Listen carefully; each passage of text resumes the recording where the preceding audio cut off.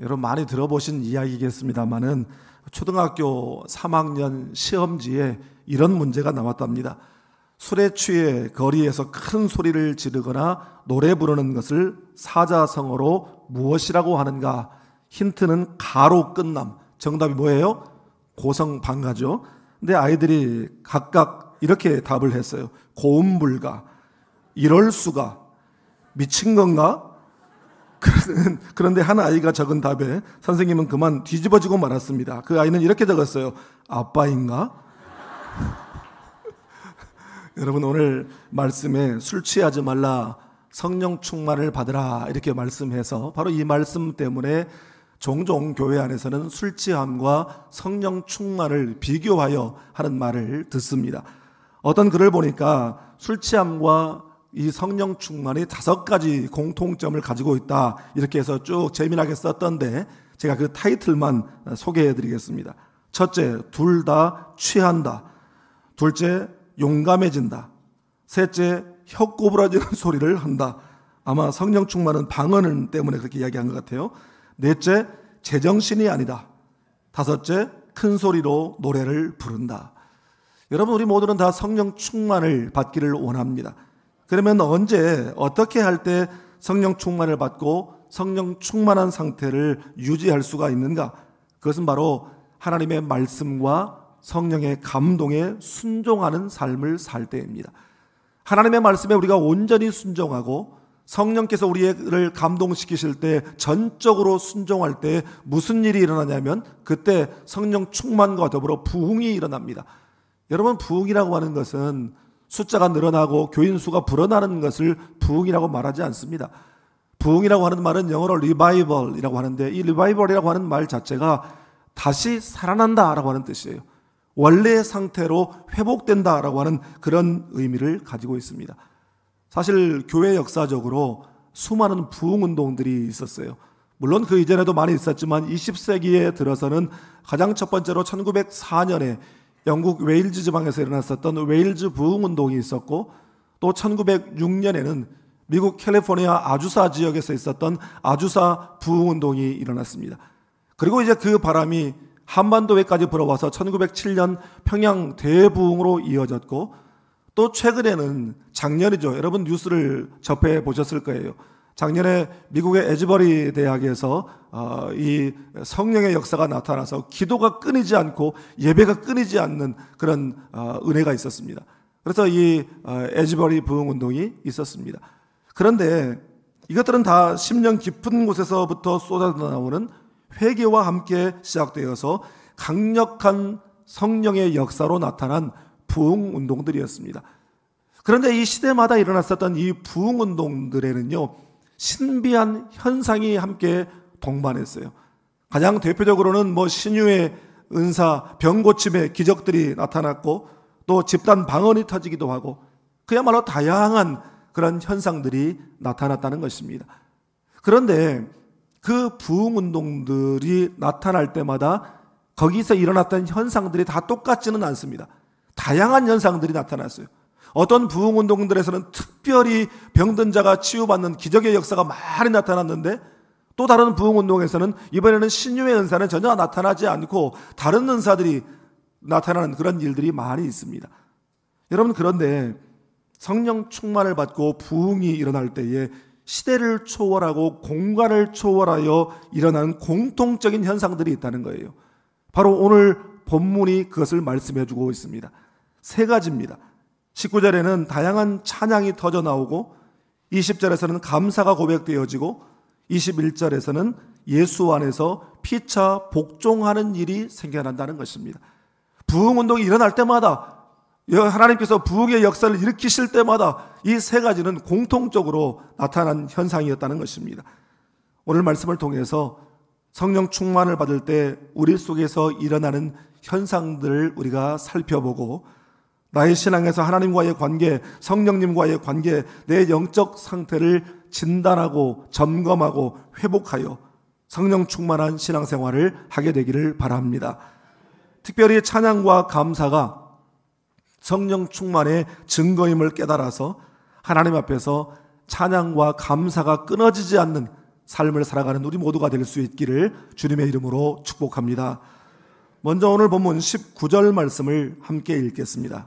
시와 찬송과 신령한 노래들로 서로 화답하며 너희의 마음으로 주께 노래하며 찬송하며. 아멘. 요즘에는 그런 현상이 조금 뜸해진 것 같습니다만 1990년대 그야말로 이 한국의 노래방 문화가 엄청나게 그렇게 흥망했었습니다. 그래서 남녀노소 가릴 것 없이 그냥 노래방을 출입했어요. 제가 미국에 유학을 가서 이제 한인교회 청년부를 담당하는 교육 목사로 제가 섬겼는데, 이제 그러다 보면 이제 성도들이 저와 우리 청년들을 자기 집으로 초대해가지고 우리를 이제 대접하는 일들이 종종 있었어요. 그런데 청년부 목사와 청년들을 자기 집으로 초대할 정도면 굉장히 큰 하우스를 가진 분들이 이제 그렇게 합니다.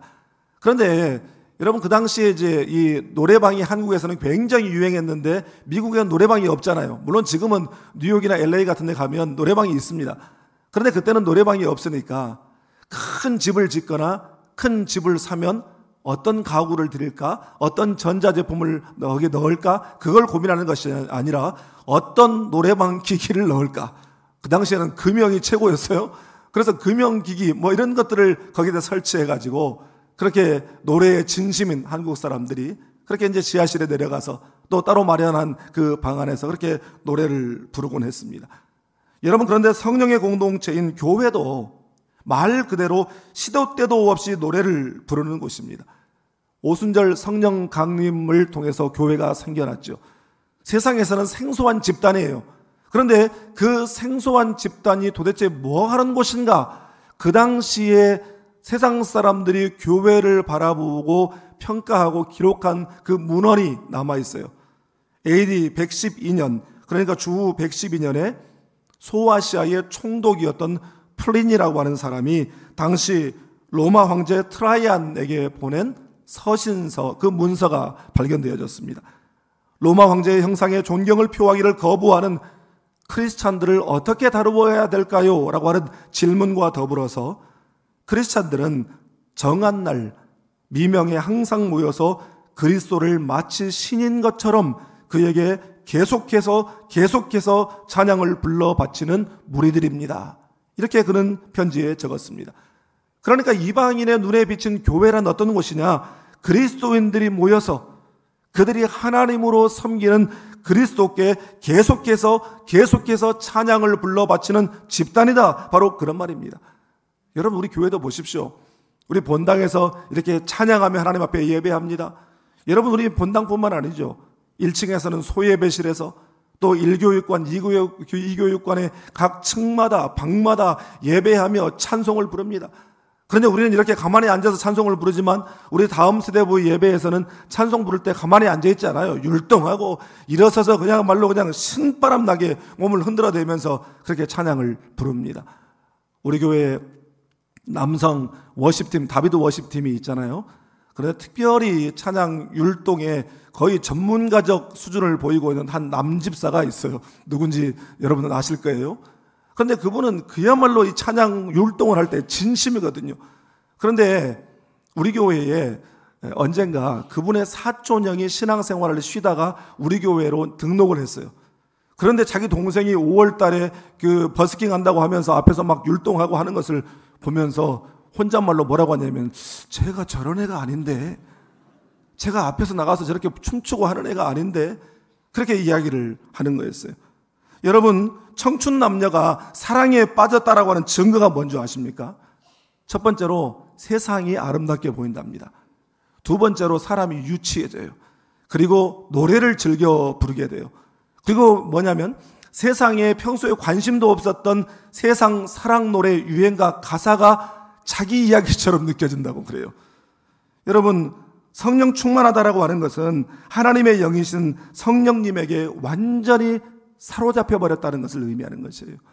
그래서 하나님과의 사랑에 빠지고 예수님과의 사랑에 빠졌다라고 하는 것을 의미하는 것입니다. 여러분, 그 사랑에 빠지면 세상이 아름답게 보여요. 만나는 사람들이 다 예뻐 보여요. 오늘 보면 21절에서 성령 충만의 중요한 현상 중에 하나가 바로 예수 안에서 피차에 복종하는 것이다 라고 말씀을 드렸습니다.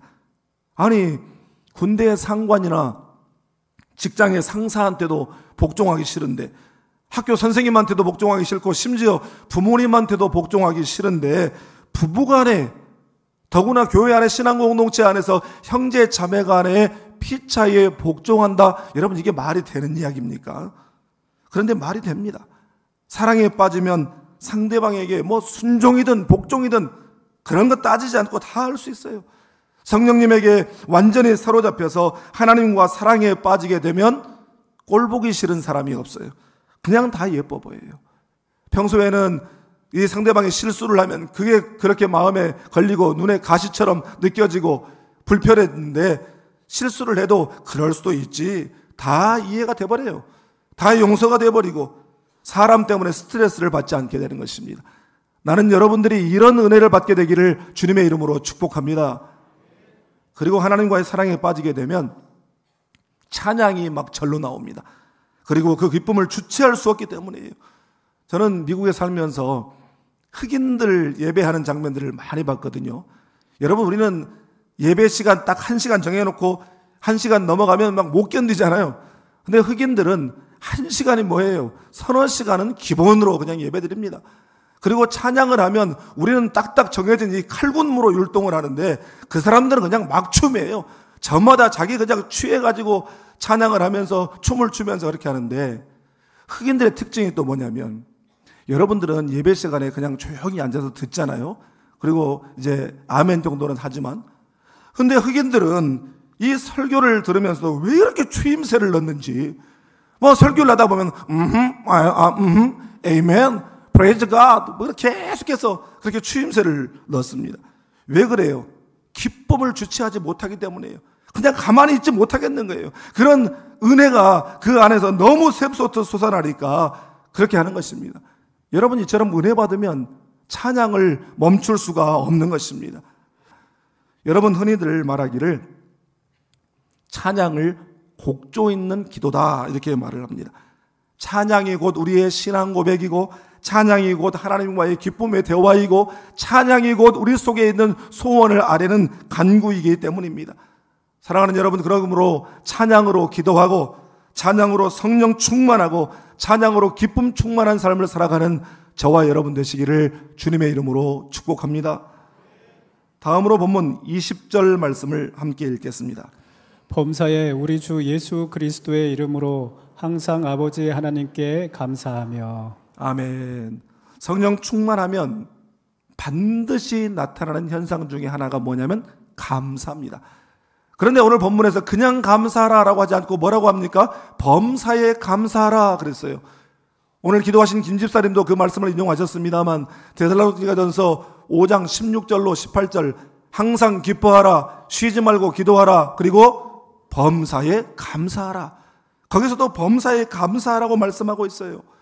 여러분, 다시 오늘 본문 20절 말씀을 보시면 범사에 for everything, 모든 일에 우리 주 예수 그리스도의 이름으로 항상 always 아버지 하나님께 감사하며, 모든 일, 모든 상황, 모든 형편, 그리고 모든 때에 감사하라는 명령인 줄 믿습니다.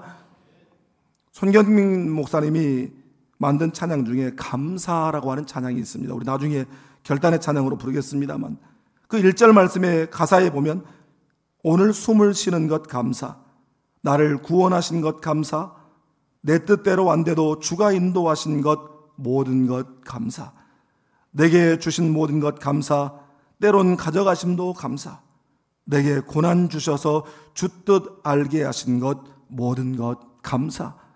여러분, 이게 바로 범사에 감사고 항상 감사예요. 큰 병에 걸렸다가 나았을 때 감사, 사업 대박 났을 때 감사, 합격해서 감사, 성공해서 감사, 큰 어려움 가운데 있다가 벗어나서 감사. 여러분, 물론 그것도 중요한 감사죠. 그때 감사를 모르고 지나간다라고 하는 것은 하나님 앞에서 배은망덕한 것이죠. 그런데 범사 감사, 항상 감사는 오늘 숨 쉬는 것 감사, 내 뜻대로 안 돼도 감사, 다 잃어버려도 감사, 고난당해도 감사. 바로 그것입니다. 감사라고 하는 것이 특별한 일이 아니라 감사의 일상화, 감사의 생활화가 되어야 된다라고 하는 말씀입니다. 어떤 가정에서 젊은 아들이 회사에서 돌아오는데 늦지막히 집에 들어오는데 상기된 얼굴로 아버지 하고 들어오는 거예요. 무슨 일이냐? 돌아오는 길이 교통사고가 났어요. 그런데 제가 그 피하려다 보니까 언덕 아래로 제 차가 굴렀는데 6바퀴나 제 차가 굴렀는데 제가 이렇게 하나도 다치지 않고 돌아왔습니다. 하나님 은혜입니다. 아버지가 그 이야기를 듣더니 그러냐? 그럼 나는 더 큰 하나님 앞에 감사를 드려야 되겠구나. 아니, 아버지도 교통사고 났어요? 아버지는 7바퀴 굴렀어요? 아니, 나는 사고를 하지 않고 무사히 집에 돌아왔기 때문에 하나님 은혜 더 큰 감사지. 여러분, 기독교 영성가요 작가인 게리 토마스라고 하는 분은 감사라고 하는 것은 안전벨트와 같은 것이다 이렇게 말을 합니다. 여러분, 운전할 때 뭐 습관처럼 다 안전벨트를 맵니다만 주일 같은 날은 저도 사실 양복 입고 셔츠 이렇게 입고 안전벨트를 딱 메고 오면 이 셔츠가 구겨지잖아요. 그리고 답답하니까 야, 이거 안전벨트를 조금 유격을 만들어가지고 좀 헐겁게 만들어 놓으면 안 될까? 그런데 안 된답니다. 그러면 위험하대요. 안전벨트에 그런 효과가 없대요. 안전벨트 평소에 매지 않는다고 해서 무슨 대단한 어려운 일 생기는 것 아닙니다. 그런데 결정적일 때 안전벨트를 맸냐에 따라서 사람의 생사가 갈려버려요. 그렇기 때문에 안전벨트는 돈 안 드는 아주 최고의 보험이고 기본적인 안전수칙이다 이렇게 말을 하죠. 여러분, 감사가 그래요. 뭐 감사하지 않는다고 해서 하늘에서 벼락이 떨어지거나 감사하지 않는다고 해서 갑자기 나가다가 발목이 부러지거나 그렇지 않습니다. 감사 않고 살아도 별일 없이 살아요. 그런데 갑자기 삶에 어려운 일이 터져보면 압니다. 갑자기 삶에 어려운 일이 터졌을 때 평소에 작은 일에도 감사할 줄 알았던 사람은 그 일과 그 고난을 감사로 이겨내요. 금방 극복하고 회복하는 회복 탄력성이 있습니다. 그러나 평소에 감사할 줄 모르는 사람은 갑작스럽게 닥친 그 어려움 앞에서 그 무게에 짓눌려 주저앉고 마는 것입니다. 여러분, 평소에 감사의 생활화와 습관이 이렇게 중요한 것이에요. 일일 삼성이라고 하는 말이 있습니다. 사자성어인데 이 말은 공자의 제자 정자, 효를 강조했던 이 고대 철학자죠. 정자가 한 말로서 날마다 3번씩 반성하며 자기 자신을 돌아보면 바른 삶을 살 수 있다라고 하는 좋은 말입니다. 그런데 저는 거기서 이 반성이라고 하는 성자 대신에 감사의 감자를 붙여서 일일 삼감, 사실 제가 만든 말은 아니고 다른 분들이 이미 이 말을 쓰고 있더라고요. 날마다 하루 3번 감사하자. 날마다 하루에 3가지 감사하자. 여러분, 일일 삼감을 마음에 새기며 살 수 있기를 바랍니다. 강태광 목사님이라고 하는 분은 하나님이 빚으신 사람 야곱이라고 하는 책에서 이런 말을 했습니다. 감사와 불평이 공통적인 특징이 있다는 것이에요. 그것은 뭐냐면 하면 할수록 불안한다는 것입니다. 불평과 불만은 표현하면 할수록 더 불만과 불평의 일들이 쌓여만 가고, 감사는 표현하면 할수록, 고백하면 할수록 감사할 일들과 축복이 눈덩이처럼 불어난다는 것입니다. 사랑하는 여러분, 감사의 생활과 일일 삼감의 실천으로 축복과 행복이 넘치는 삶을 살아가시기를 주님의 이름으로 축복합니다. 미국의 작가요, 특별히 기독교 영성 작가인 제럴드 시처라고 하는 목사님이 계세요. 그 목사님이 쓰신 많은 책 가운데 하나님 앞에서 울다라고 하는 책에 그의 그 기막힌 체험과 또한 사연의 이야기를 기록하고 있습니다. 그분이 어느 날 어머니와 아내와 어린 4 자녀들을 미니밴에 태우고 여행을 갔어요. 그리고 돌아오는 길에 만취한 트럭 기사가 낸 교통사고를 당해서 그 자리에서 어머니와 아내와 4살 난 딸이 숨지고 자기 자신과 3명의 아이들이 크게 다쳤어요. 얼마나 고통스럽고 충격이고 또 신앙이 흔들리기 시작했어요. 내가 고난당할 때, 죄 없는 사람들이 그곳에 있을 때, 어려운 일 당할 때 도대체 하나님은 어디에 계셨습니까? 하나님이 싫어졌어요. 이해할 수가 없었어요. 그렇게 힘겨운 날들을 보내고 있던 어느 날 밤, 환상인지 꿈인지 자기 자신이 그 사고 현장으로 이끌려갔습니다. 그리고 길가에 저만치 서 있는데 자기 눈앞에 자기가 당한 그 사고가 너무나 생생하게 재현되어지고 있더라는 것이에요. 그는 그 경험도 신기한 그런 체험이었지만 그는 그곳에서 정말 놀라운 광경을 목격하게 되었습니다. 책에 이렇게 기록하고 있어요. 갑자기 아름다운 빛이 사고 현장을 감쌌다. 그 빛은 주위를 밝게 비추었다. 그 빛 때문에 우리는 모든 게 부서진 사고 현장의 아주 세세한 부분들까지 볼 수 있었다. 그러나 그 빛 때문에 우리는 그곳에 계시는 하나님을 보았다. 나는 그 순간 하나님께서 그때 사고가 일어난 그곳에 계셨다는 사실을 알게 되었다.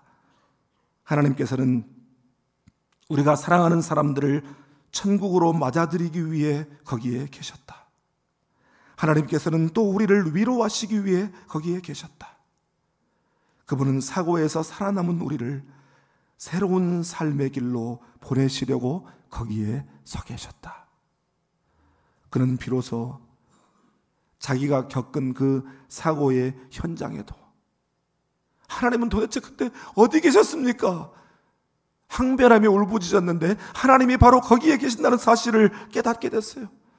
그리고 지금 그 사고로 고통을 겪고 있는 바로 이 자리에도 함께 계신다는 사실을 깨닫게 됐어요. 그러자 거짓말처럼 그 속에 주체할 수 없었던 분노와 고통이 눈 녹듯이 사라지면서 평안이 임하고 이해할 수 없는 감사의 고백이 그의 입술을 통해 터져나오게 된 줄 믿습니다. 사랑하는 여러분, 우리를 구원한 예수 그리스도의 십자가는 하나님 아버지의 고통이었어요. 그런데 그 고통이 아니면 십자가의 은혜는 우리에게 주어질 수가 없었습니다. 때때로 우리가 당하는 고난은 우리에게 큰 고통입니다. 그러나 그 고난과 고통이 아니면 경험할 수 없는 특별한 은혜가 우리에게 있는 줄 믿습니다. 모든 상황 속에서 성령님을 의지할 수 있기를 바랍니다. 성령께서 충만하신 능력으로 우리를 감사의 사람으로 세워주실 줄 믿습니다. 그래서 그 감사의 은혜, 감사의 능력이 내 인생뿐만 아니라 내 가정에게 흘러가고 내 직장으로 흘러가고 내 삶의 터전으로 흘러가서 수많은 사람들이 그 은혜와 능력으로 살아나는 역사가 일어나게 되기를 주님의 이름으로 축복합니다. 기도하겠습니다. 은혜의 아버지 하나님, 감사하신 하나님, 우리를 죄악 가운데 구원해 주시고 하나님의 자녀 삼아 주시고 또한 우리를 의롭다고 인쳐 주신 것만 해도 감당할 수 없는 은혜인데 사는 날 동안 주의 은혜로 우리를 감싸시고 돌보시고 이끄시고 한량없는 은혜.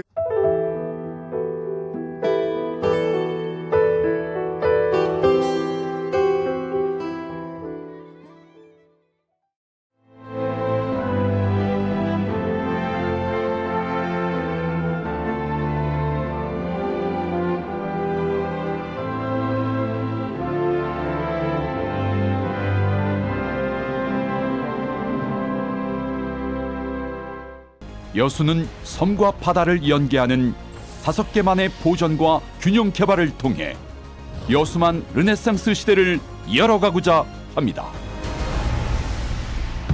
이제 여수의 새로운 미래, 여수만 르네상스가 실현됩니다.